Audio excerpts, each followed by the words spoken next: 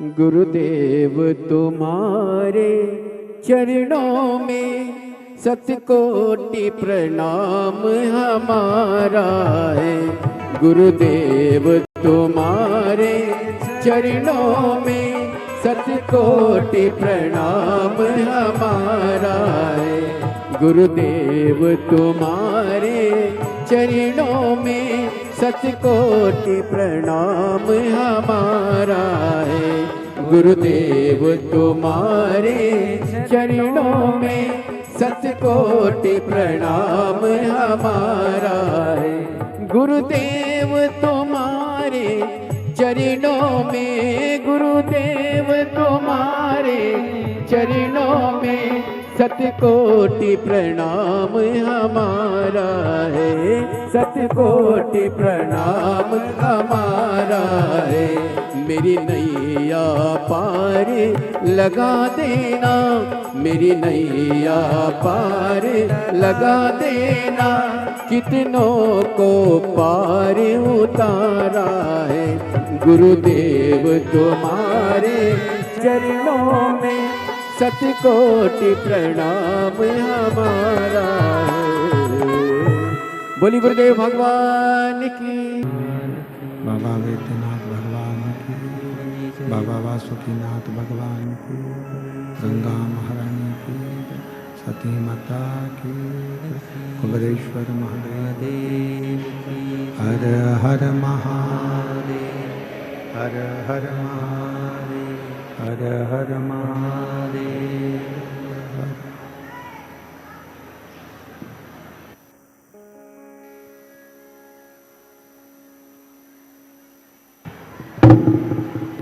Kashi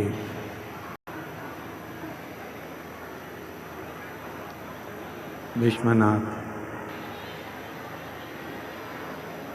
ओगड़दानी। LED बंद है, LED चालू करवाओ अंदर की। बाबा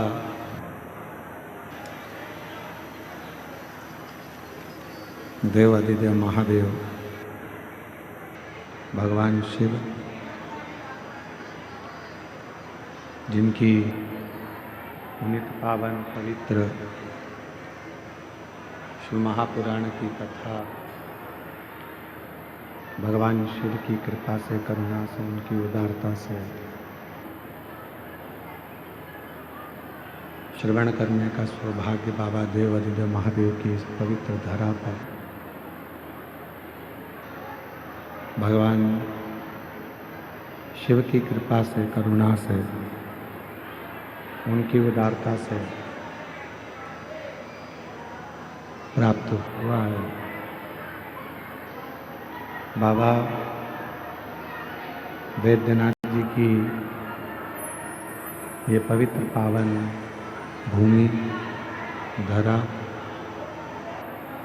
जहाँ भगवान शिव ओगड़दानी, त्रिकालदर्शी, कैलाशी, अविनाशी भगवान शंकर सदा कृपा करते हैं, करुणा करते हैं, उदारता करते हैं। ऐसी पवित्र धरा जहाँ 7 दिवसीय शिव महापुराण की कथा का दिव्य आयोजन चल रहा है, आज वो विराम की ओर जा रहा है। कथा के मुख्य यजमान श्री रमेश रेखा ठकराल जी, मोना ठकराल जी नरवाना हरियाणा से हैं।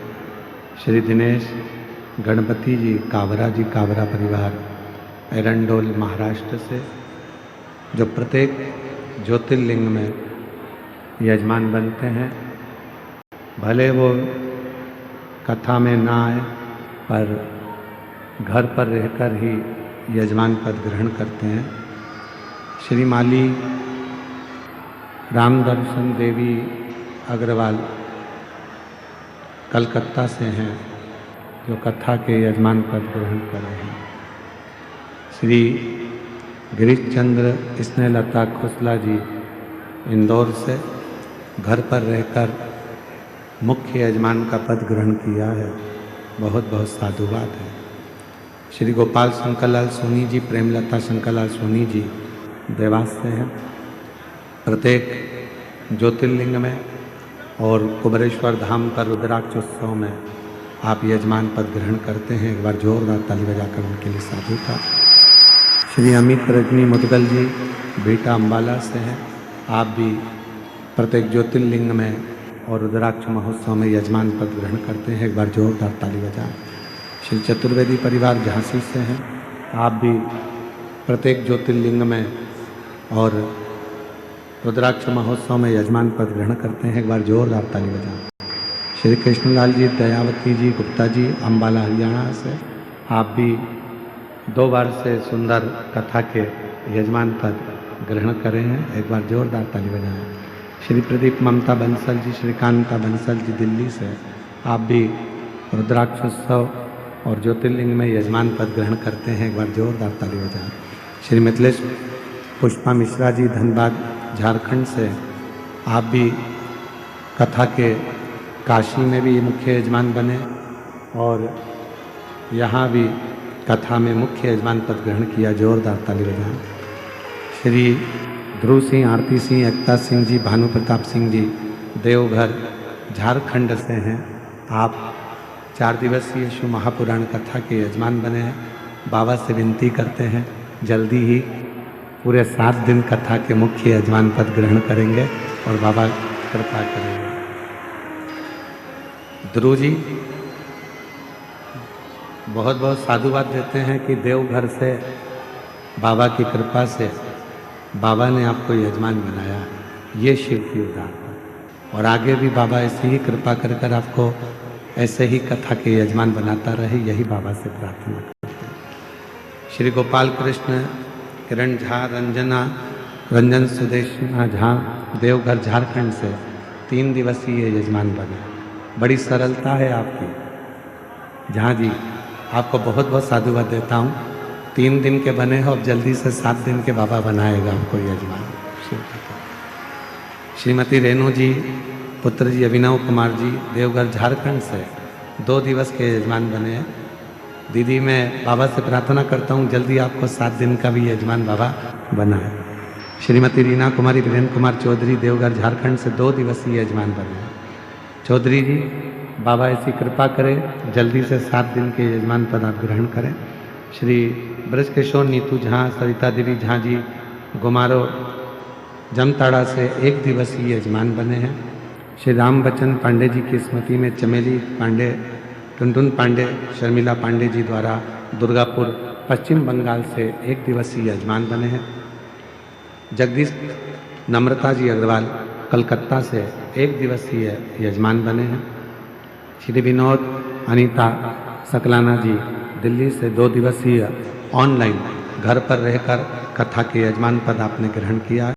श्री ऋषिपाल अंधिता देवी पाल जी करनाल हरियाणा से 1 दिवसीय ऑनलाइन घर पर रहकर यजमान पद ग्रहण किया है। सरोज सतवीर सिंह, रेणु रिंकू, अंकुश सिंह जी रोहतक हरियाणा से 1 दिवसीय ऑनलाइन यजमान पद ग्रहण किया है। श्रीमती उर्मिला देवी, प्रेमलता जी समस्त परिवार दिल्ली से 1 दिवसीय ऑनलाइन घर पर रहकर यजमान पद ग्रहण किया है।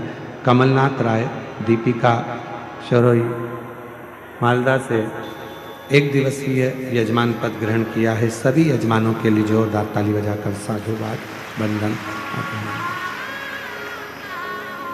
और तेरी कृपा बिना नहीं एक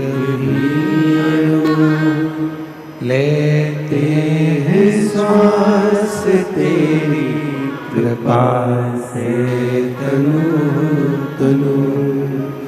बखान क्या करूं मैं राखों के ढेर का चपटी बहुत मेरे खजाना कुबेर का। हे रंगधारी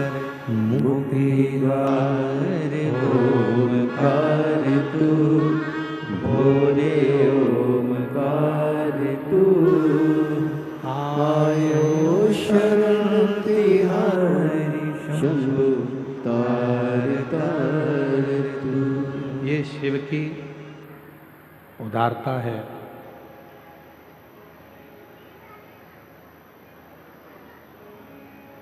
एक पोता जब अपने दादाजी की गोद में जाकर बैठता,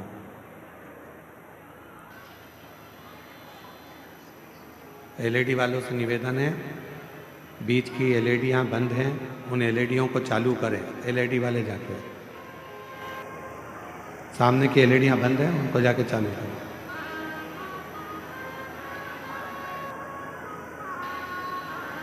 जब एक पोता दादाजी की गोद में जाकर बैठता है, थोड़ी देर खेलता,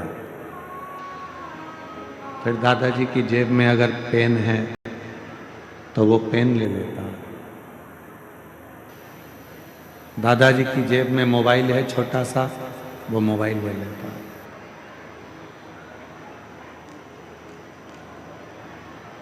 दादाजी के पास में अगर कोई चश्मा रखा है, वो चश्मा ले लेता।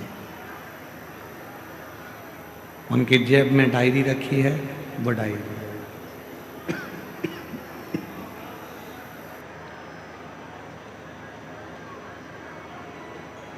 पोते को चश्मे से मतलब नहीं है, पोते को पेन से मतलब नहीं है, छोटे से पोते को डायरी से भी मतलब नहीं, छोटे से पोते को दादाजी के डंडे से, चश्मे से कोई मतलब नहीं।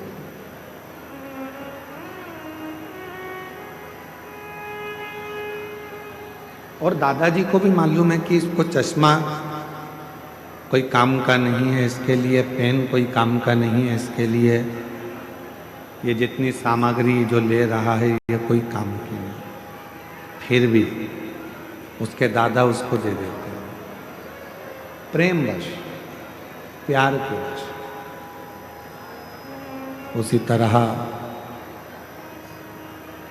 जब हम हमारे बाबा वैद्यनाथ जी के चरणों में आते हैं, देवघर आते हैं, हम उज्जैनी महाकाल जाते हैं, हम बाबा विश्वनाथ जी की धरा काशी में जाते हैं, जब हम सीहोर कुबरेश्वर धाम पर जाते हैं, तो हम भी, आप भी भगवान के पोता पोती हो, भगवान के बेटा बेटी हो, जब गोदी में बैठते हो तो कुछ ना कुछ बाबा देकर जरूर भेजते हैं।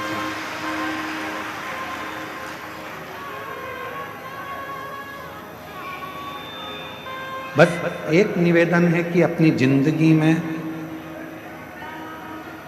अपने नेत्रों से, अपने मन से, अपनी चित्त से, अपनी वृत्ति से अच्छा देखना प्रारंभ करो।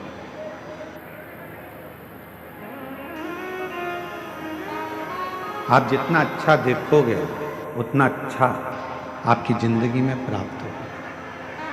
और मैंने तेरे ही भरोसे बाबा, तेरे ही भरोसे हवा विच उड़ती जावांगी बाबा, डोर तो छड़ी नाम कटी जावांगी। भोले मैं तेरी पतंग, शंभो मैं तेरी पतंग। व्यक्ति जिंदगी में सबसे ज्यादा सुखी कब होता है? व्यक्ति के जीवन में सबसे ज्यादा सुख कब आता है? जब मुझ सब में अच्छाइयां ढूंढना प्रारंभ करते। भोजन करने बैठा है तो उसमें भी अच्छाई ढूंढे। आज बाबा की कृपा है, थोड़ा मान लो तेल कम डला, मसाला कम डला, तो भी बाबा को धन्यवाद दो कि आज बाबा ने कृपा कर कर अच्छा बनाया। पकवान मिल गया, लड्डू मिल गया, पेड़ा मिल गया, बहुत सारा खाने के लिए 56 भोग मिल गया तो भी कह दो आज बाबा ने बड़ी कृपा करी कि खूब दी। प्रत्येक चीज में आप अच्छा ढूंढो। कथा में आए हो, आज कथा का विराम दिवस है। कथा 11 बजे विराम हो जाएगी, आप अपने घर चले जाओगे, सब अपने अपने घर पहुंच जाएंगे। अब वो 3 घंटे की कथा को आपको 2.5 घंटे की कथा को कैसे लेना है ये आपके ऊपर निर्भर कर। आप अपने मन को, लोग चिल्लाएंगे, क्लेश करेंगे, खड़े रहेंगे, इनके झगड़े में टाइम निकाल दो। चाहे आप झोली पसार कर बाबा से इस ठंड में खुले मैदान में पूरी रात सोकर आपने बाबा का इंतजार करा है, चाहो तो उसको झोली भरकर अपने घर पर ले जाओ। जो आज कथा का विराम दिवस है, कहते हैं कि मेरा बाबा जब जाता है, कुबेर भंडारी जब पोथी लपेटकर अपनी पोथी को बांधकर जब मेरा कुबेरेश्वर महादेव जिस भूमि पर कथा कर कर जाता है, आखिरी दिन वो अपनी झोली का पूरा खजाना जो जिंदगी में आशीर्वाद स्वरूप है वो सब लुटा कर जाता है, उसकी जिंदगी सार्थक है। पूरी रात शिव भक्तों ने रोड पर सोए हैं, क्योंकि पंडाल में तो जगह नहीं थी, पंडाल के बाहर जगह नहीं थी, भोजनशाला में जगह नहीं थी, रोड के उस पार जो टेंट लगा है उसमें जगह नहीं थी। तो रोडों पर लगभग 4 किलोमीटर के 5 किलोमीटर के रोड पर लोग रात भर सोए। मैं झारखंड सरकार के माननीय मुख्यमंत्री जी को, माननीय सोरेन जी को बहुत बहुत साधुवाद देता हूं कि आपकी प्रशासन ने, आपकी सरकार ने इस कथा को बहुत सुचारू ढंग से संभाला और उसको आयोजित किया। मैं माननीय मुख्यमंत्री जी झारखंड सरकार के सोरेन जी को बहुत बहुत साधुवाद देता हूं, मन जी को।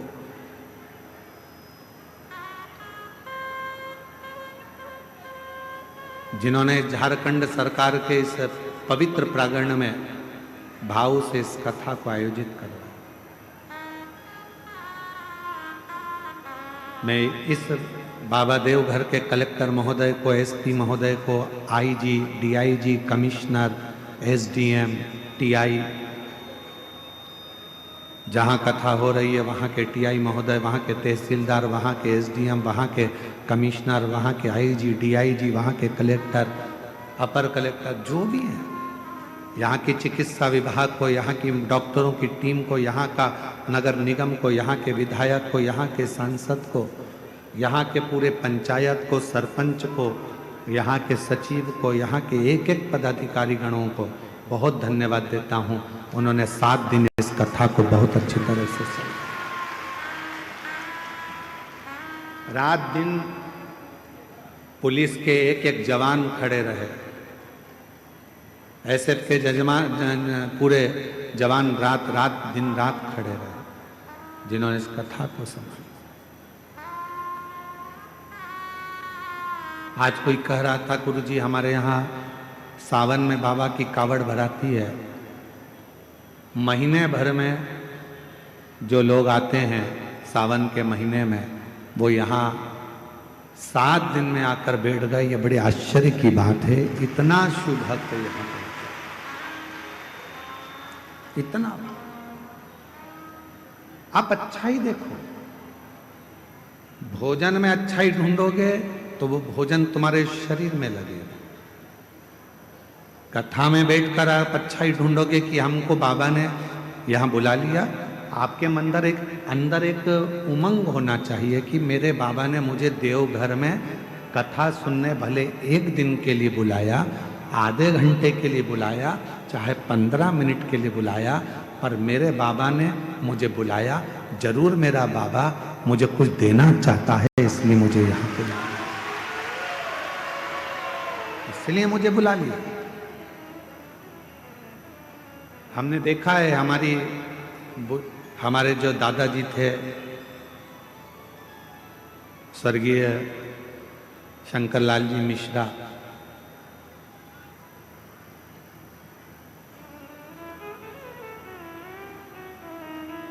हमारे परिस्थिति तो ऐसी नहीं थी कि हमारे पास में बहुत सारा धन हो। उस समय पर तो बस एजुकेशन अच्छे से हो जाए, पढ़ाई अच्छे से हो जाए, वही प्रभु से कामना करते थे। एक लकड़ी के चारपाई का एक खटिया पलंग था जिस पे हमारे दादाजी सोते थे।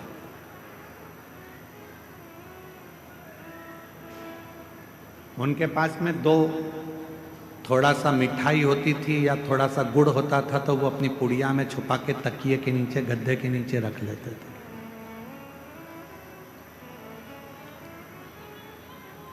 और जब हम अकेले दिखते थे तो आवाज लगाते थे, छोरा इधर आ, मोड़ा इधर आ। और तकिए के नीचे से हमारे दादा स्वर्गीय श्री शंकरलाल जी मिश्रा जी उसमें से थोड़ा सा गुड़ निकाल कर हमको दे देते थे कि ले चुपचाप से खा लेना, किसी को बताना मती, मेरे पास इतना ही था, ये रख ले। इशारा कर कर बुलाते थे, अपने पास बिठाते थे पलंग पर और कुछ निकाल कर दे देते थे। आप भी याद रखना, इशारा कर कर बुलाते थे, अपने पास से निकाल कर दे देते थे। उसी तरह 7 दिन नहीं, 5 दिन नहीं, 3 दिन नहीं, 1 दिन की भी अगर शिव पुराण की कथा मिल जाए, समझ लेना दादाजी ने तुमको कुछ निकाल कर देना चाहा है, इसलिए बुलाया, इसलिए बुलाया। कुछ कृपा करने वाला होगा, कुछ करुणा करने वाला होगा। ये कथा तो आज 20 तारीख को विराम हो जाएगी, 26 तारीख को पुनः कथा छत्तीसगढ़ की पवित्र धरा पर प्रारंभ हो जाएगी।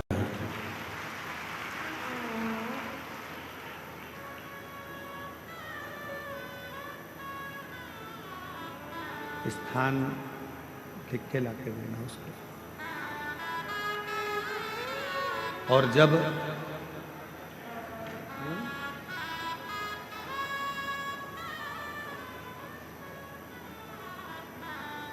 यदि मेरा भोले बाबा, मेरा शंकर, मेरा त्रिकालदर्शी, कैलाशी, अविनाशी, मेरा शिव आपको यदि बुलाए, कथा श्रवण कराए या आपको अपने धाम में बुलाए, तो ये मान लेना कि मेरे बाबा तुमको कुछ देना चाहते हैं, तुम्हारी झोली भरना चाहते हैं, करुणा करना। और कृपा की ना होती जो आदत तुम्हारी, तो सुनी रहती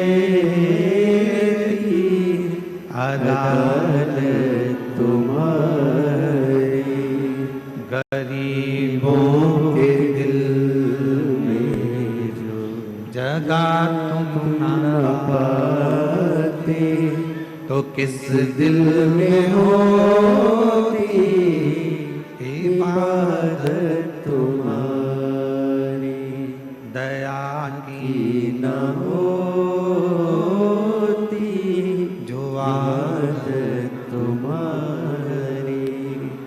अगर प्रभु कृपा न करता, आपकी झोली ना भरता, तो ईमानदारी से बोलो, आपके दरवाजे पर तो कोई निमंत्रण देने भी नहीं गया, कोई पीले चावल देने के लिए कोई पंपलेट, कोई बैनर आपके शहर में भी नहीं लगाया गया, कोई सूचना आपके गांव में, नगर में नहीं दी गई। उसके बाद भी आप लगभग 7 दिन में लगभग 35 लाख से ज्यादा शिव भक्तों ने शिव महापुराण की कथा को सुना। सोशल मीडिया पे अलग, आस्था पर अलग, केवल पंडाल की बात चल रही है कि 7 दिन में कम से कम 35 लाख शिव भक्तों ने शिव पुराण की कथा को सुना। कोई निमंत्रण नहीं, कोई चावल नहीं, कोई कुछ आपको पहुंचाया नहीं, उसके बाद आप यहाँ आए हो कथा सुनने।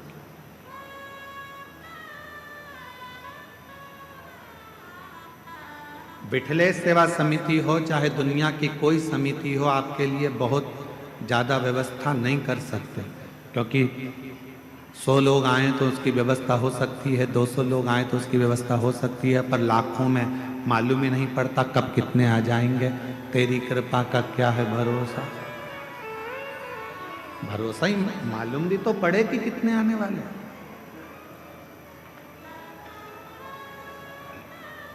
अच्छा देखें,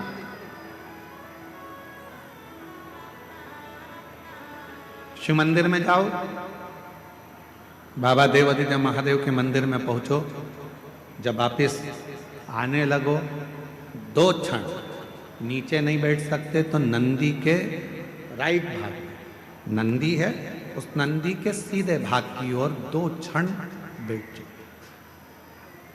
कुछ मांगो चाहे मत मांगो, कुछ बोलो चाहे मत बोलो, नंदी के पास बैठकर आपके मन में जो अच्छे विचार आएंगे, नंदी के पास बैठकर तुम्हारे मन में, हम आपको कथा में पहले वर्णन किए हैं, पार्वती मैया तप कर कर कर थक गई पर भगवान शंकर पार्वती जी के सामने प्रकट नहीं। भगवान शिव प्रकट नहीं।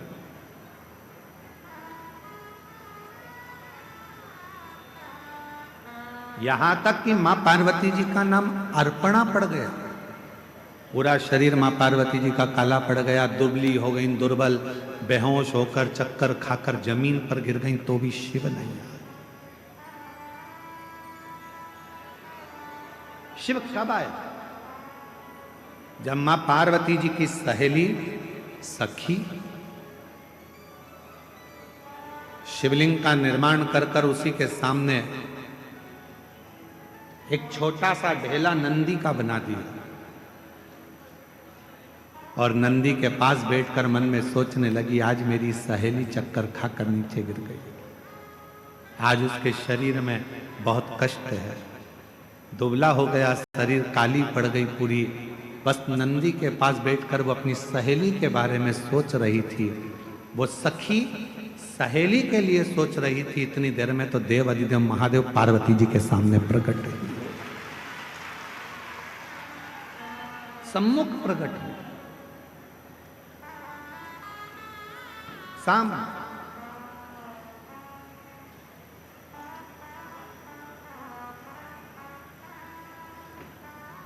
पार्वती जी तो चक्कर खाकर नीचे गिरी हुई थी, अर्पणा उनका नाम हो गया था, शरीर काला पड़ गया था, दुर्बल शरीर हो गया था, पर उनकी सहेली ने नंदी के पास बैठकर पार्वती जी का स्मरण करा कि मेरी सहेली का यह हाल हो गया, और नंदी ने सुना। कहते हैं नंदी के कानों में शब्द पहुंचता है, वो शब्द सीधे शंकर के हृदय से टच हो जाता है, शिव के हृदय से।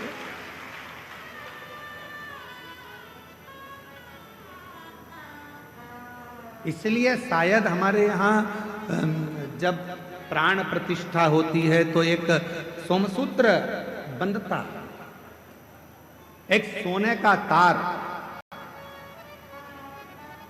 शिव और नंदी के बीच में एक तार होता है, एक चांदी का तार डलेगा चाहे स्वर्ण डलेगा, पर एक तार शिवलिंग के नीचे से नंदी के सामने तक, नंदी के चरण तक वो तार जाता है, जिसको पत्थर से ढक दिया जाता है, जमीन में दबा दिया जाता है, उससे उसका संबंध होगा, उससे उसका संबंध। जैसे विवाह करते हो तो गठजोड़ा बांधते हो, लोग यहाँ आते हैं देवघर में तो बाबा का गठजोड़ा बांधते हैं, तार से तार को जोड़ते हैं। उसी तरह शिव से नंदी और नंदी से शिव को भी जोड़ा जाए, दोनों।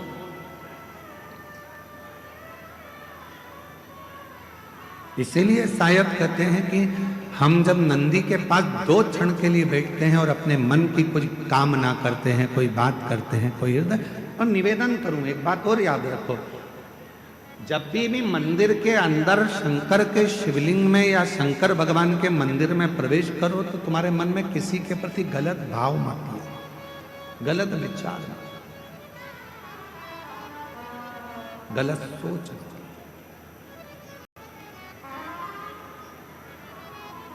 गलत विचार आएंगे तो वो गलत ही होगा।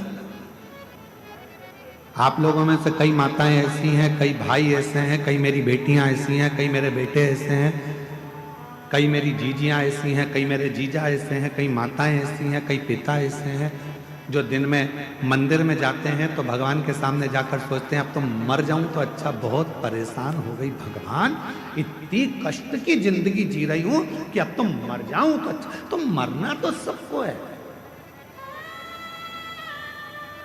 कोई अमर बूटी खाकर पैदा नहीं हुआ संसार।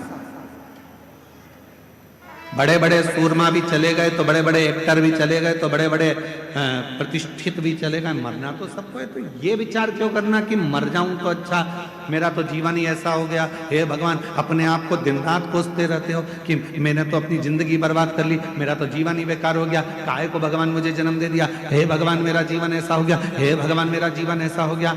क्या कमी रखी परमात्मा ने?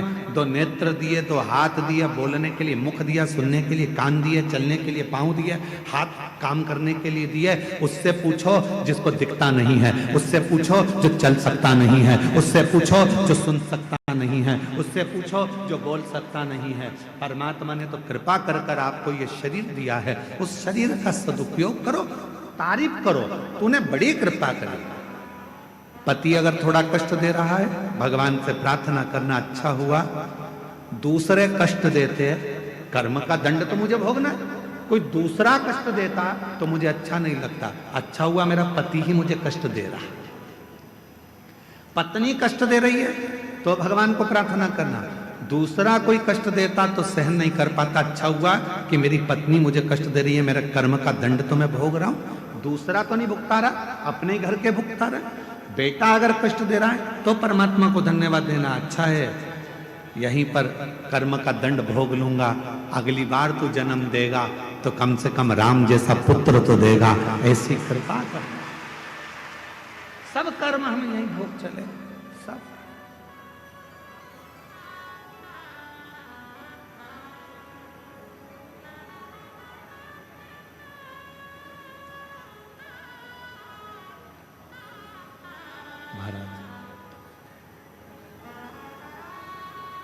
बाकी सी लटक गई नैनों में अटक गई, कब तुम दर्श दिखाओगे। बाकी सी लटक गई नैनों में लटक गई, कब तुम दर्श दिखाओगे। क्या ना लगे भोलेनाथ। मेरे बाबा, मेरे शंभु, मेरे त्रिकालदर्शी, मेरे कैलाशी, मेरे अविनाशी, हिच क्या ना रुके रे भोलेनाथ, मुझे थारी याद सतावे ओ देवघर के भोलेनाथ, मने थारी याद सतावे रे। फिर कब तुम बोलाओ भोलेनाथ, फिर कब तुम बोलाओ भोलेनाथ। हे बाबा, वापिस कब बुलाओगे मेरे बाबा वैद्यनाथ। तेरी धरा पर आकर ऐसा लगा कि मेरे बाप के पास बैठकर ये बेटी अपने दिल की बात कह रही। मेरे देवघर वाले, मेरे बाबा, शायद पूरी दुनिया में केवल तेरा ही एक ऐसा मंदिर है जहां मेरा बाप और मेरी माँ दोनों एक साथ मिल जाते हैं और गले लगा। ये तेरी फिर कब तुम बोलाओ भोलेनाथ, फिर कब तुम बुलाओ भोलेनाथ, मने थारी याद सतावे रे। ओ देवघर के भोलेनाथ, मने थारी याद सतावे रे। हिच क्या ना रोके भोलेनाथ, ओ हिच क्या ना रोके भोलेनाथ, मने थारी याद सतावे रे। उसको पुकारो, थोड़ा कष्ट जिंदगी में मिला जाएगा। पति कष्ट देगा, देने दो, हो सकता है पूर्व का कोई कर्म होगा। पत्नी कष्ट दे रही है, देने दो, कोई पूर्व का कर्म होगा। बच्चे कष्ट दे रहे हैं, पूर्व का कोई कर्म होगा। कोई बुजुर्ग कष्ट दे रहा, पूर्व का कोई कर्म होगा। हमारे कोई पिछले जन्म के कर्म का भोग हमको इस जन्म में भोगना है। भगवान से प्रार्थना है, दूसरा कष्ट दे उससे अच्छा है अपने ही थोड़ा कष्ट देकर हमारे पूर्व के कर्म के भोग को काट दें और हमें तेरा दर्शन तेरा। कई लोग कहते हैं हमारी सास बुरी है, हम कहते हैं बहुत अच्छी है। भगवान से कहना कि अच्छी दी तूने, रोज गाली देती है, रोज अपशब्द कहती है, कम से कम तुम्हारा मन उससे हटकर परमात्मा में तो लगा रहता है। अगर सास अच्छी मिल जाती तो तुम टीवी पर कथा भी नहीं देखते। परिवार अच्छा मिल जाता तो परमात्मा की कथा कैसे देखते। थोड़ा सा तकलीफ मिलती है तब परमात्मा याद आता है, थोड़ा कष्ट मिलता है तब परमात्मा याद आता है, तब परमात्मा। दिवाली का समय आता है, पति कमाने में इतना लग जाता है कि घर में पत्नी क्या बना रही है उसको मालूम ही नहीं। गुजिया बनाया कि पपड़ी बनाई कि ठेहुआ बनाया कि मोहन थाल बनाया कि क्या बनाया, पति ने कभी नहीं पूछा क्या बनाया, वो तो बना रही है। दिवाली के टाइम पर लगी हुई है, कहीं गुजिया बना रही, पपड़ी बना रही, पति ने नहीं पूछा तुम क्या बना रही। पति ने ये भी नहीं देखा कि तूने बनाया क्या। वो तो अपनी दुकान चला रहा है, अपना काम कर रहा है, अपना व्यापार कर रहा है, अपने काम में लगा हुआ है। पत्नी ने रंगोली कितनी बनाई, क्या डेंटिंग पेंटिंग करी, उसने कुछ नहीं देखा। जब दिवाली निकल जाती है, दुकान पर ग्राहक कम हो जाते हैं, तब पति कहता है ला बताना जरा क्या बनाया था तूने। गुजिया, पपड़िया, खुरमे, चकली, ये वो सब लेकर आई। पर्दे तो अच्छे लेके आई तू बाजार से। हाँ सुनो, वो देखो मैंने ये चौक भी डाला है, बहुत अच्छा चौक डाला। दिवाली के बाद, दिवाली तक तो पति लगा रहा काम में, दिवाली के बाद फिर उसने देखा कि कितना कितना पत्नी ने करा है, कितने पर्दे लाई है, कितना बनाया है, कितना रखा है, कितना दिया है। तब देखा उसने अभी 7 दिन तक तो तुम सब कथा के पंडाल में थे, समझो कि दिवाली मना रहे थे। अब यहाँ से जाने के बाद मालूम पड़ेगा कि भोलेनाथ ने कितना कितना दिया है, क्या क्या करा है, क्या क्या प्रदान किया। अभी तो तुम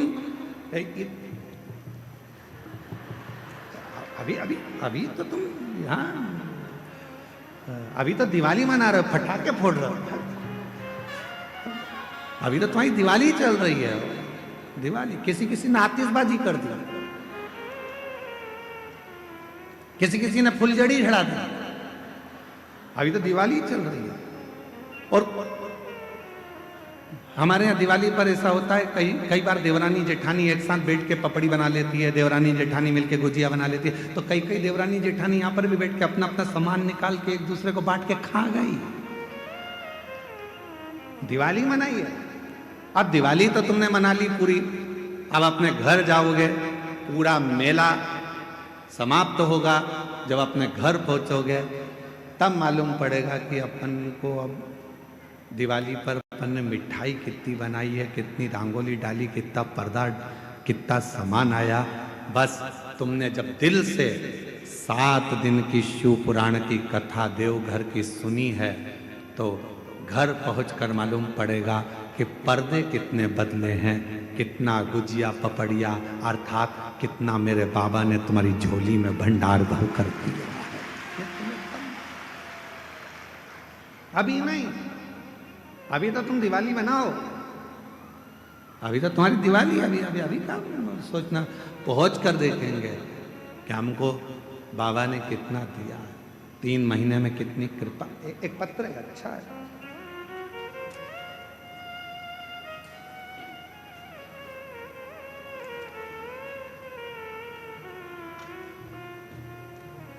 मैं सिंटू कुमारी, जिला लखीसराय, थाना सूर्यगढ़ा, ग्राम गोपालपुर की रहवासी हूँ। मेरा मोबाइल नंबर ये है।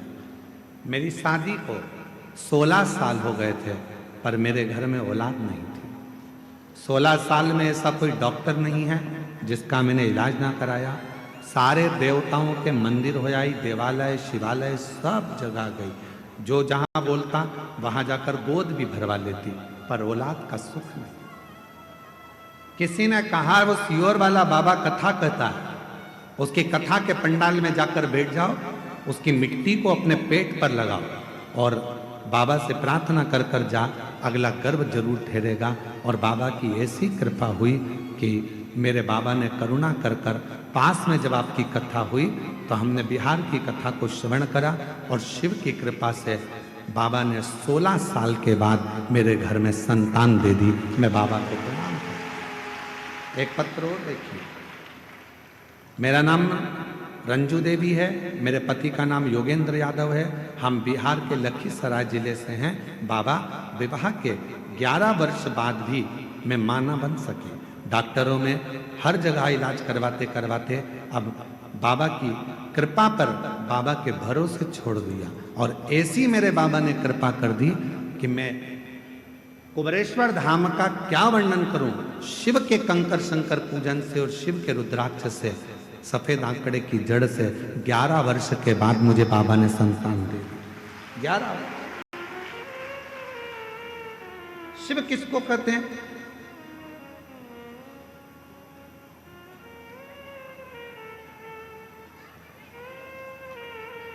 भगवान शंकर की उदारता किसको कहते हैं? बिना बोले जो सब कुछ दे दे, बिना। ये कथा तो 20 तारीख को यहाँ विराम हो जाएगी। अगली कथा जो 26 तारीख से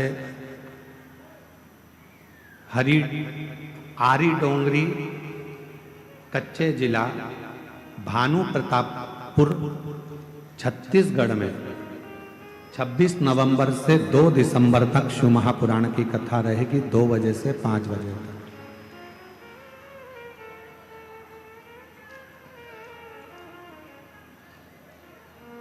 जोहार झारखंड।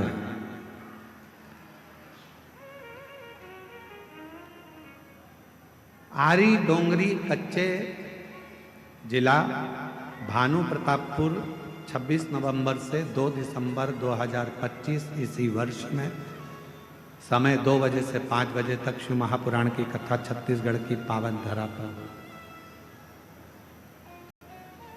ये शिव की कृपा से आप और हम टीवी पर कथा को श्रवण करेंगे, आस्था चैनल पर।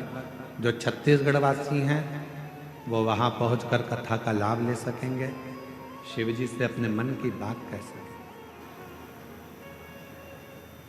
मेरे देवघर वाले बाबा ने कितनी करुणा कर कर, कृपा कर कर, दया कर कर ये पवित्र कथा को यहां तक लेकर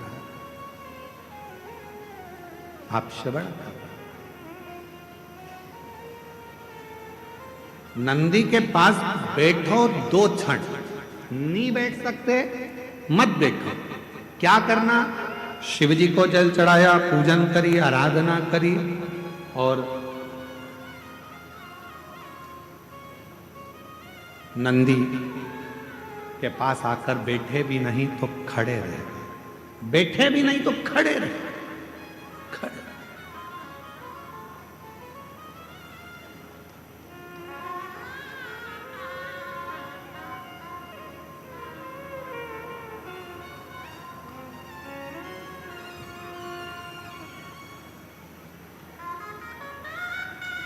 खड़े होकर तुम्हारे मन में भी जो भाव आएगा, विचार आएगा, जो तुम्हारे मन के अंदर चल रहा होगा, वो नंदी तक पहुंचेगा।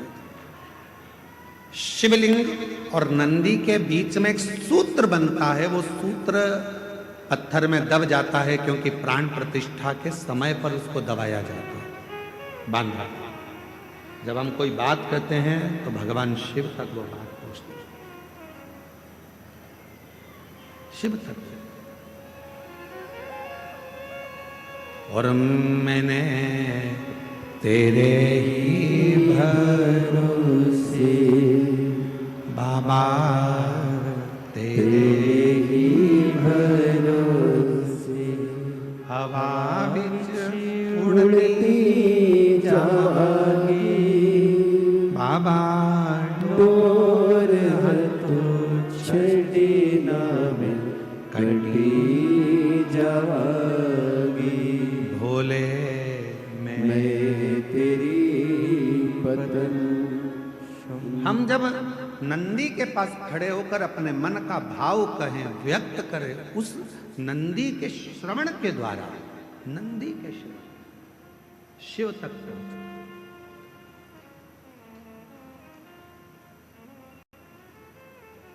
शंकर भगवान तक वो बात पहुंच जाती।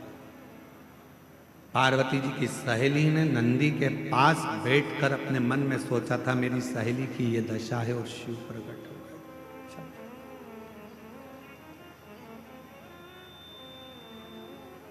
कितने लोग हैं जो मंदिर में जाकर झाड़ू लगाते हैं, कभी कभी पोछा लगा देते हैं, कभी कभी दिया उठाकर रख देते हैं। आप सब करते हो, धन्यवाद, आपको प्रणाम, मैं नमन करता हूं आपकी भक्ति को, आपकी श्रद्धा को, आपके विश्वास करो।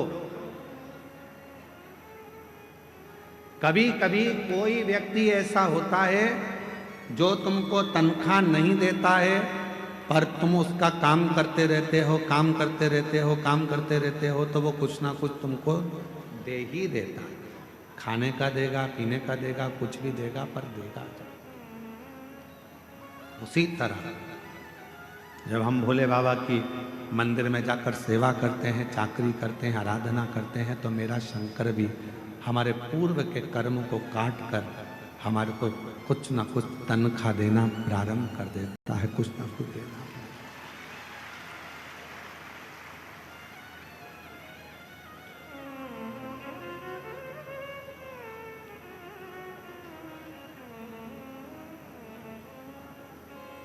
जब तुम्हारी जिंदगी में ऐसा लगने लगे कि भगवान शंकर के मैं मंदिर नहीं गई हूं, आज मेरी मंदिर में नहीं गई हूं, तो मेरा मन नहीं लग रहा।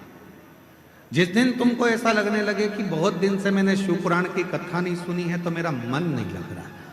कभी तुम्हारा मन करे और तुम्हारे मोबाइल पर शिव पुराण की कथा नहीं दिखे, तो मन नहीं लग रहा। जब तक मैं शंकर के मंदिर नहीं जाती हूँ, मन नहीं लगता है। सीहोर वाले महाराज को जब तक सुनती नहीं हूँ, शिव पुराण की कथा नहीं सुनती हूँ, मन नहीं लगता है। जब तक श्री शिवाय नमस्तुभ्यम एक आध बार नहीं बोल लेती, मेरे को अच्छा नहीं लगता है। समझ लेना कि मेरा बाबा तुम्हारे दिल में प्रवेश कर गया है और बाबा ने तुम्हारा हाथ पकड़ना प्रारंभ।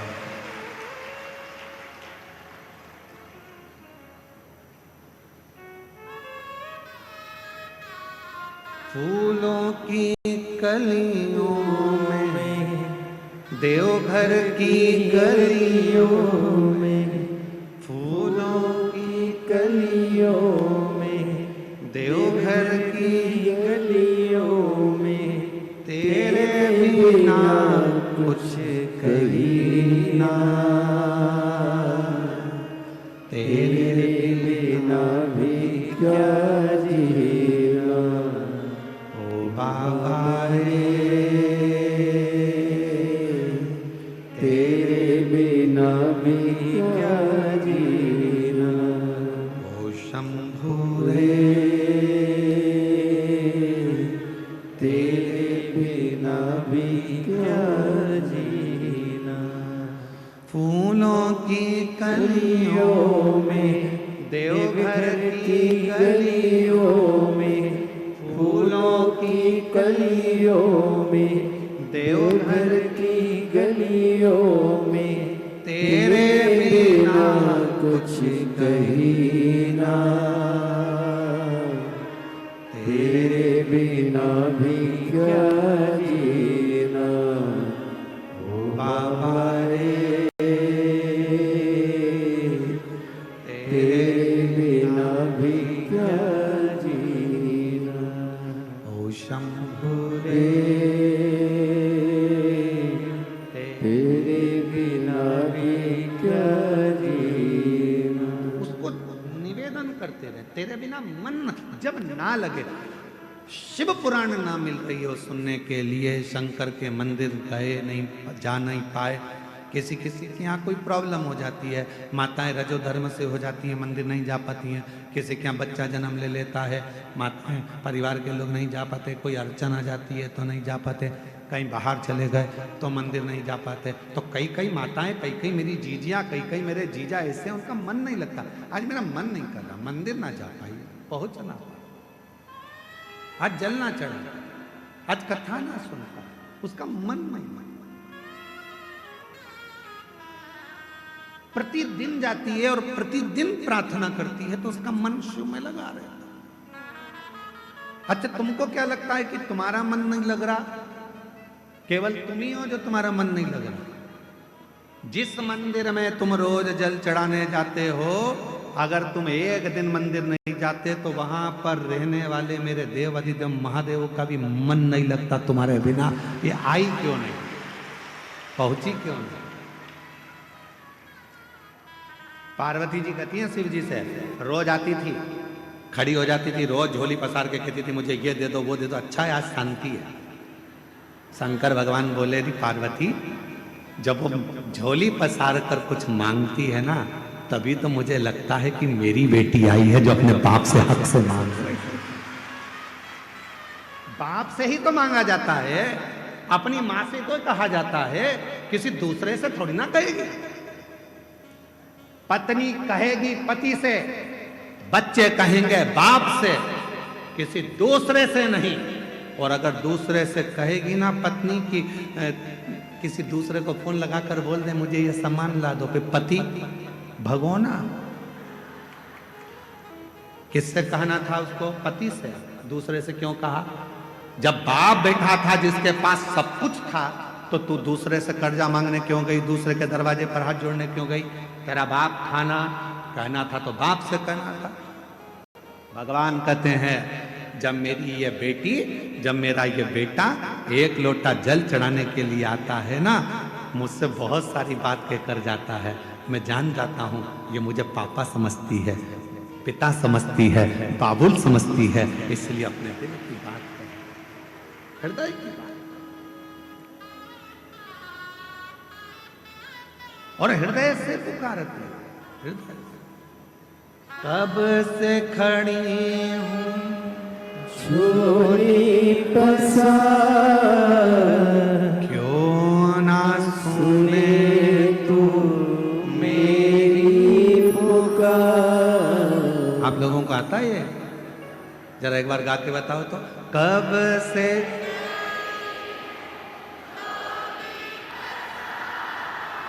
क्यों ना सुने तो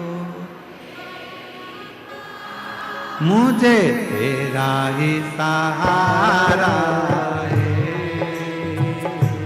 मेरे भोले बाबा मुझे तेरा ही सहारा है, मेरे भोले आज कथा का विराम दिवस से प्रेम से बाबा को सुना कर जाओ, देवघर वाले से कह कर जाना। कब से खड़ी हूँ झोली पसार, क्यों ना सुने तू मेरी पुकार। कब से खड़े झोली पसार, क्यों ना सुने तू मेरी पुकार। मुझे तेरा ही सहारा है मेरे भोले बाबा, मुझे तेरा ही सहारा है, मेरे भोले बाबा। मैंने तुम्हें पुकारा है, मेरे भोले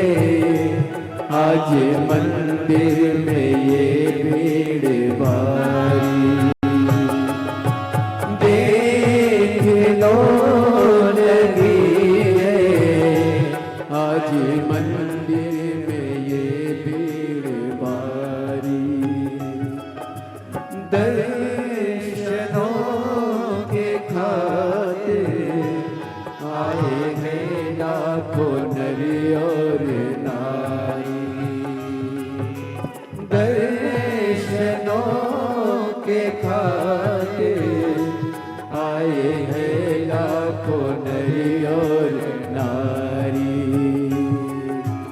आ जाए भोले बाबा, आ जाओ त्रिपुरारी, भक्तों ने पुकारा है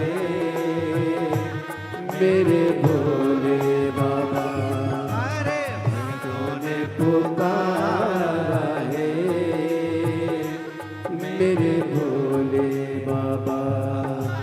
कब से खड़े हैं झोली पसार, क्यों न सुने तो मेरी पुकार। कब से खड़े हैं झोली पसार, क्यों न सुने तो मेरी पुकार। मुझे तेरा ही सहारा है मेरे भोले बाबा। मुझे तेरा ही सहारा है मेरे भोले बाबा। बड़े भाव से दोनों हाथों से।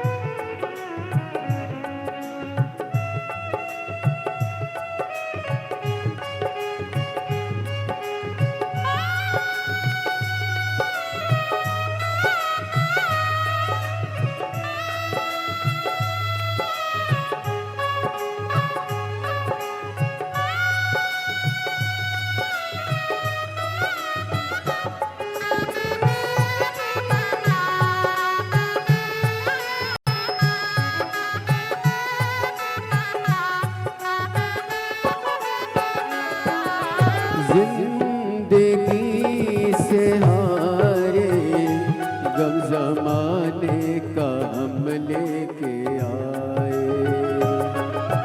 जिंदगी से हारे गम जमाने का हम लेके आए। तू बता जहाँ में लोग अपने हुए क्यों पराए। तू बता जहाँ में लोग अपने हुए क्यों पराए। तेरे सिवा दुनिया में, तेरे सिवा दुनिया में कोई न हमारा है मेरे भोले बाबा। कोई न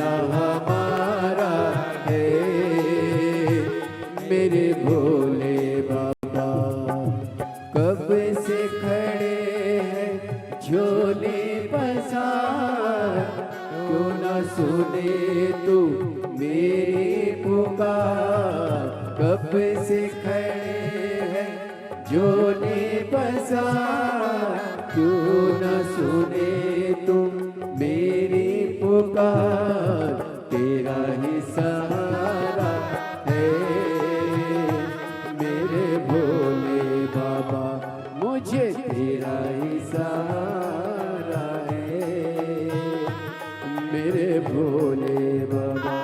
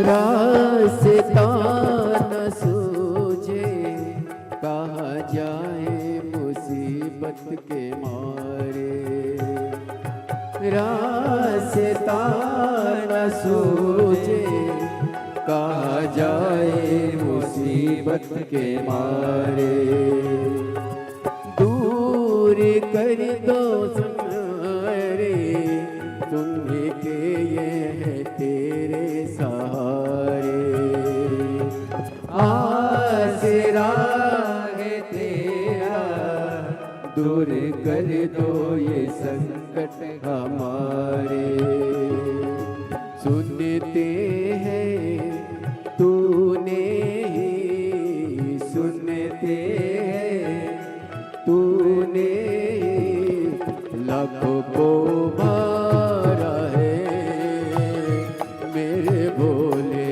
बाबा, लाखों को मारा है मेरे भोले बाबा, कब से खड़े हैं झोली पसार, क्यों न सुने तू मेरी पुकार, कब से खड़े हैं झोली पसार, क्यों न सुने तू मेरी पुकार, तेरा ही सहारा है मेरे भोले बाबा, मुझे तेरा ही सहारा है मेरे भोले बाबा, मुझे तेरा ही सहारा है मेरे भोले बाबा, मैंने पुकारा है मेरे भोले बाबा, मुझे तेरा सहारा है मेरे भोले बाबा, मुझे तेरा सहारा है मेरे भोले बाबा, महादेव अपने स्थान पर बैठकर आज विराम दिवस की कथा है। बाबा से झोली पसार कर आप भी विनय कर लो, निवेदन करो, विनय करो, विनती करो जहाँ जगह मिले वहाँ बैठ जाओ।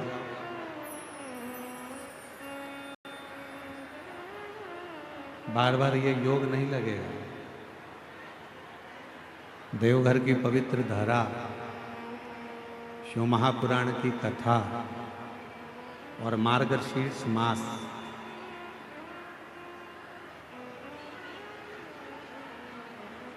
और वो भी मार्गशीर्ष मास की अमावस्या, ये बड़ी शिव की बड़ी आनंदमय लीला, कृपा। आज पूरी दुनिया के लोग मार्गशीर्ष मास में गंगा, यमुना, सरस्वती, कावेरी का स्नान करने जाते हैं। और मेरे बाबा की कृपा से आपको सारे तीर्थ धाम आपके चरणों में, मेरे महादेव प्रणाम। आपके सब तीर्थों का स्नान यही है। साथ में बोलेंगे, प्रार्थना करेंगे, जहाँ जगह मिले वहाँ बैठकर बाबा को विनती करेंगे और हृदय से बाबा को निवेदन करेंगे। साथ में बाबा को बोलिएगा, प्रार्थना करिएगा, विनती करिएगा।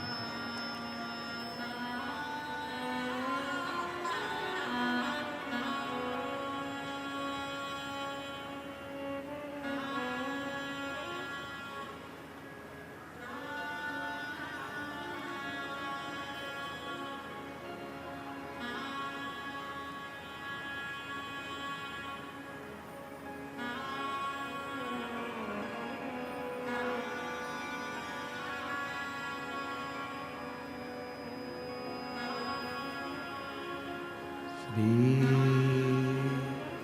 शिवाय नमस्तुभ्यं।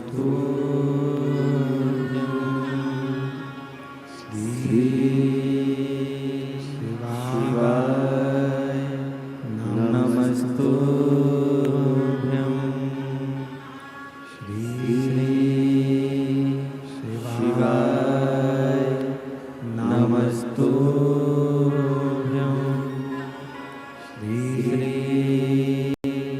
शिवाय नमस्तुभ्यं। श्री शिवाय नमस्तुभ्यं। भोला सब दुख काटो हमारा, ओ भोला सब दुख काटो हमारा। शिव शंकर जपो तेरी माला, भोले बाबा जपो तेरी माला। भोला सब दुख काटो हमारा, भोला सब दुख काटो हमारा। देश है मंगल मंगलकारी, देश है मंगल मंगलकारी। शमशान वासी हमारा, शमशान वासी हमारा। ओ भोला सब दुख काटो हमारा, ओ भोला सब दुख काटो हमारा।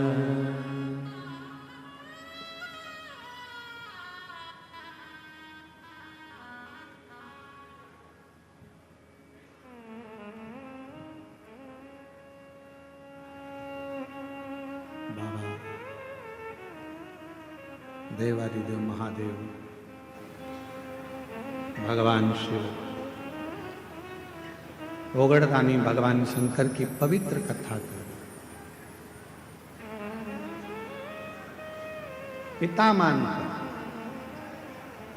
एक रिश्ता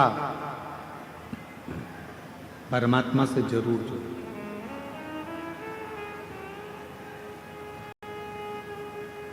भगवान शंकर को अगर रोज जल चढ़ाने जाओ तो शिव जी से एक संबंध जोड़ लो, एक रिश्ता जोड़ लो। तू मेरा पिता है,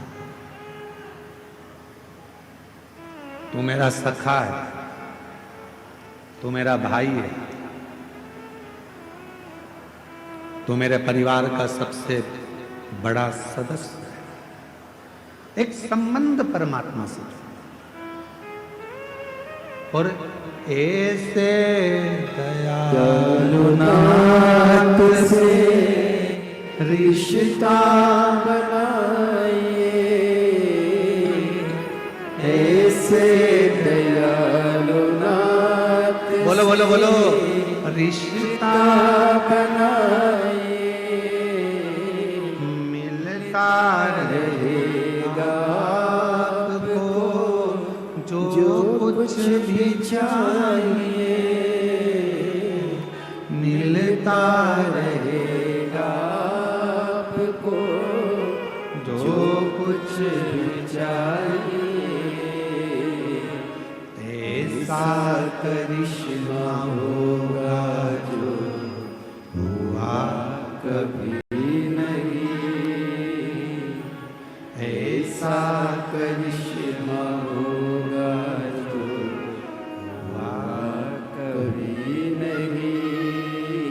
मांगा है भोलेनाथ से वरदान एक ही, मांगा है भोलेनाथ से वरदान एक ही, मांगा है भोलेनाथ से वरदान एक ही। तेरी कृपा बनी रहे जब तक है जिंदगी, तेरी दया बनी रहे जब तक है जिंदगी। ये मानव का शरीर जब तक रहे, आपकी कृपा, आपकी दया, आपकी दृष्टि।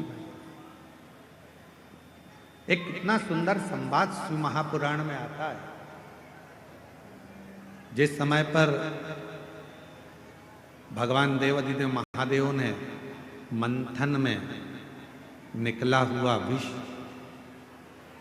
पी लिया और वो विष कंठ में उतर गया, वो विष। तब माँ आद्य शक्ति, माँ दुर्गा भवानी, माँ पार्वती जी को मालूम पड़ा कि मेरे पति ने, मेरे भोले बाबा ने विष पी लिया, विष धारण कर लिया मेरे शिव, विष पी लिया मेरे शिव। सहन नहीं हुआ माँ पार्वती से कि मेरे भोले बाबा, एक तो शिव भोले, भगवान शंकर बड़े सरल सहज। अच्छा एक बात और है, जो बहुत सीधा होता है, बहुत सरल होता है, बहुत भोला होता है, गाली भी उसी को पड़ती है, अपशब्द भी उसी को कहे जाते हैं, ताने भी उसी को दिए जाते हैं, और लोग जो बोलना है काम भी उसी से कराओ, अपशब्द भी उसी से कहो, ताने भी उसी को दो, सब काम वही करो। जो बोलने में बड़ा एक्सपर्ट होता है वो तुरंत पलट के जवाब दे देता है, हमसे फालतू बात करना मत, ही नहीं तो हमको देख। इसलिए आप लोगों से निवेदन है, भोले रहो भोले के सामने, पर कभी कभी मां जगत जननी का रूप भी तुम्हारे अंदर होना चाहिए। मां आद्य शक्ति की शक्ति तुम्हारे अंदर होना चाहिए। कभी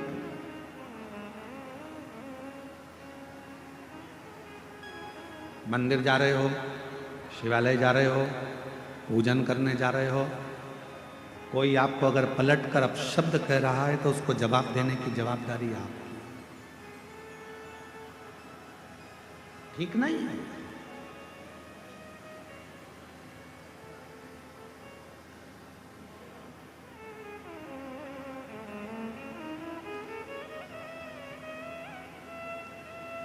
हम एक जगह पर सुन रहे थे तो किसी ने एक बात कही कि भगवान शंकर को पाने के लिए भोला होना पड़ता।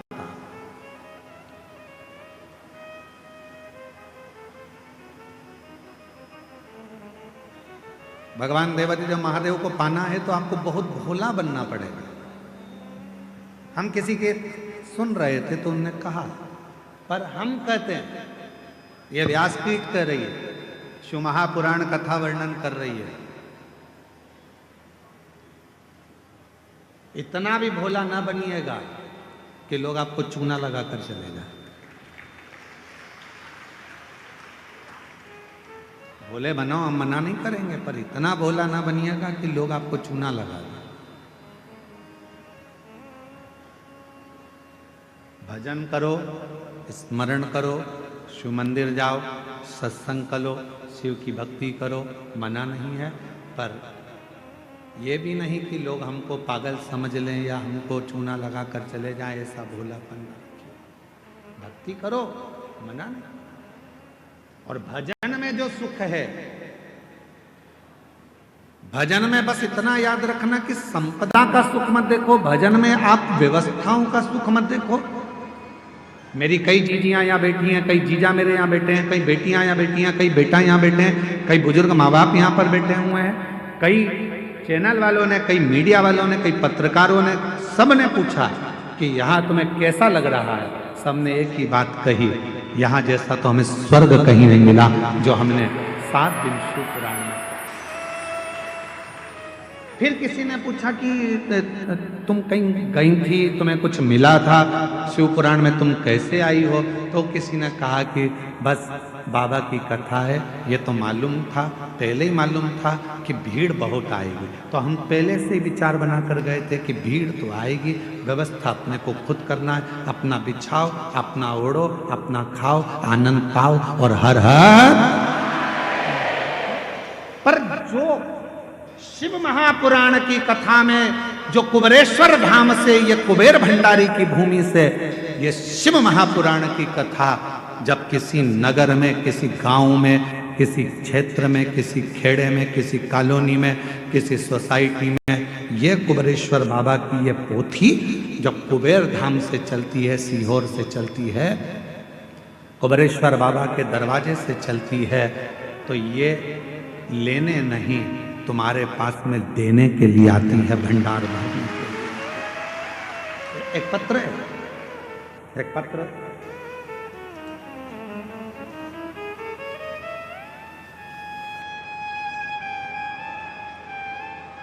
बेटे का फोटो देखिए पहले, ठीक है? थोड़ा ध्यान लगाकर पत्रों का स्मरण करा करो कि बाबा ने कितनी कृपा करी है। जरा देखिए, इस बच्चे का फोटो देखो, एलईडी पर चल रहा है, आस्था चैनल पर चल रहा है। देख लिया फोटो बच्चे का? अब मैं जितेंद्र कुमार निषाद, आर्या बिहार से, कहीं बैठे हो आप ही हैं? बच्चा आया है साथ में? हाँ, ले आओ इसको, ले आओ। मैं जितेंद्र कुमार निषाद, आर्या बिहार से हूँ। मेरा पुत्र जिसका नाम संस्कार कुमार है, गुरुजी जन्म से ही ना तो चलता था, ना ही बोलता था, ना हिलता था, ना डुलता था। डॉक्टर ने इसको विकलांग का सर्टिफिकेट दे दिया था। ये चल नहीं पाए, ये बोल नहीं पाए, ये सुन नहीं पाए। गुरुदेव, तब किसी ने कहा कि वो सीहोर वाला बाबा कथा करता है और उसके पंडाल की अगर मिट्टी इस बच्चे के मस्तक पर या इसके हृदय पर लगाई जाए तो चलेगा। हम तो कथा का पंडाल ढूंढ रहे थे, कहाँ जाते इस बच्चे को लेकर जो बोलता नहीं, सुनता नहीं, शरीर से चलता नहीं, गोदी में उठाकर कहाँ ले जाएं। तब मालूम पड़ा कि 2019 में सीहोर में रुद्राक्ष उत्सव हो रहा है। हम बच्चे को वहाँ लेकर चले गए। रहने के लिए वहाँ जगह नहीं मिली तो गौशाला में जहाँ भूसा भरते हैं, उस भूसा के गोडाउन में हम इस बच्चे को गोदी में लेकर गए थे, वहाँ रखा। बच्चा बोलता नहीं था, चलता नहीं था। तब बच्चे को वहाँ कथा स्थल की मिट्टी को लगाया। गुरुदेव बाबा का रुद्राक्ष लेकर आए, शिव जी का वो रुद्राक्ष पानी में गला देते, बच्चे को पिला देते। बाबा की ऐसी कृपा धीरे धीरे होने लगी। फिर हम एक कथा के पंडाल में जाकर इस बच्चे को वहां भी रखे और बाबा की कृपा से आज मेरा बच्चा चलता भी है, बोलता भी है और स्कूल जाता भी है। मैं बाबा को यहाँ प्रणाम करने के लिए, मैं बाबा को यहाँ नमन करने के लिए आया। डॉक्टर ने विकलांग का सर्टिफिकेट दे दिया था कि ये न चलेगा, न बोलेगा, न सुनेगा, न समझेगा, पर तेरी कृपा का भरोसा कब किस पर हो जाए, जरा सी हम पर कर दो, जरा सी हम पर कर दो। आजा, चल के आ रहा है। अब देखिए उसको, जिसको डॉक्टर ने विकलांग का सर्टिफिकेट दिया था कि ये चलेगा नहीं,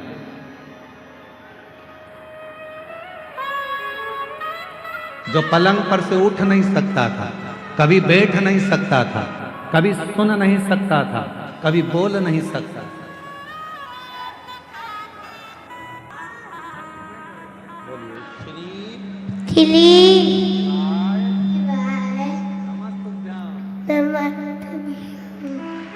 हर हर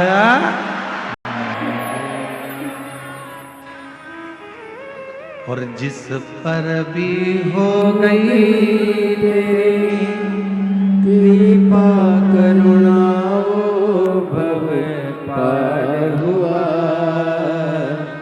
भव पार हुआ। पापी हो चाहे इतना, उसका भी बाबा उद्धार हुआ,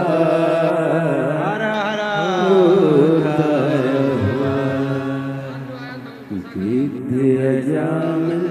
गणिका जैसे भैया बोल रहे हैं, हम इसको माइक देना।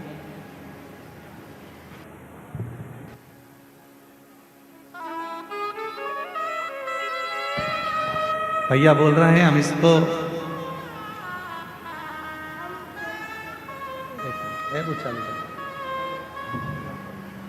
हेलो, श्री शिवाय नमस्तुभ्यम। जब हमने 2019 में सीहोर गुरुजी के कथा सुनने के लिए गए थे तो उस रात अचानक बहुत बारिश आ गया, इतना आंधी तूफान आ गया कि जितना भी टेंट लगा हुआ था सारा टेंट इधर से उधर हो गया। लेकिन सीहोर की महान जनता ने 2 घंटा के अंदर वहां के सारा पब्लिक आकर के टेंट को पुनः बंदोबस्त करके पूरा तंदुरुस्त कर दिया। और गुरु महाराज जी 12 बजे के बाद हमारे भूसा वाले घर में, वहाँ सर्दी इतना लग रही थी कि इस बच्चा को लेके एक भूसा के बोरी के बगल में सोए हुए थे, वहाँ महाराज जी पहुँच गए और इन्होंने अपने हाथ से इनको चलाया था 2019 में कि एक दिन ये जरूर चलेगा और आप आइएगा कभी न कभी मेरे शरण में। शिव कृपा, बाबा की करुणा, और जिस पर भी हो गई कृपा करुणा वो भव पार हुआ, भव पार हुआ।